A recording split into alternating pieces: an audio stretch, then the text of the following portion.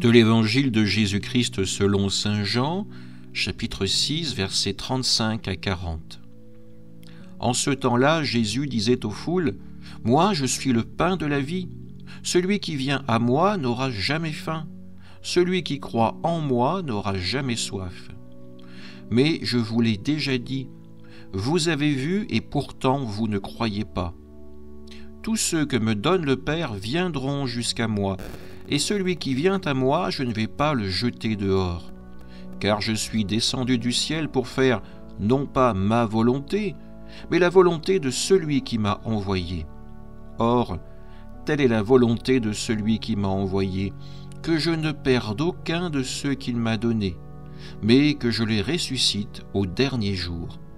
Telle est la volonté de mon Père, que celui qui voit le Fils et croit en lui ait la vie éternelle, et moi je le ressusciterai au dernier jour. Acclamons la parole de Dieu. Dans ce passage de l'Évangile de saint Jean que nous venons d'entendre, Jésus se présente à nouveau comme le pain de la vie, celui qui peut combler toute faim et toute soif. Mais il va plus loin. Il révèle la profondeur de sa mission, celle de nous conduire à la vie éternelle.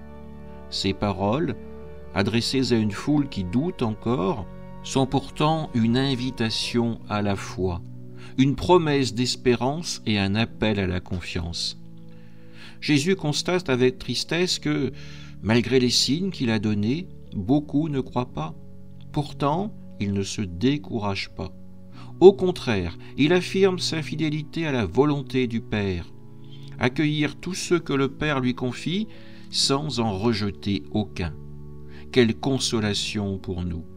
Peu importe nos faiblesses ou nos doutes, Jésus demeure pour nous quelqu'un qui ouvre grand ses bras.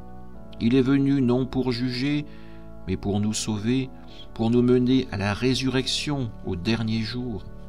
Cette volonté du Père, que Jésus accomplit parfaitement, est claire. Que quiconque voit le Fils et croit en lui ait la vie éternelle. Croire en Jésus, c'est s'abandonner à lui, c'est connaître qu'il est le chemin vers le Père. Dans l'Eucharistie, il se donne comme ce pain de vie nous nourrissant pour le chemin et nous unissant à sa promesse de résurrection. Alors demandons-nous, est-ce que vraiment je crois en Jésus comme étant le vrai pain de la vie? Est-ce que je mets ma confiance en sa promesse de vie éternelle? Prenons un instant dans une prière pour renouveler notre foi, pour venir à lui avec un cœur ouvert, certain qu'il ne nous rejettera jamais.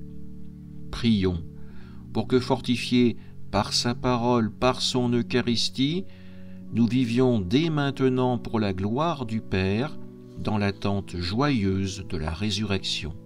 Amen.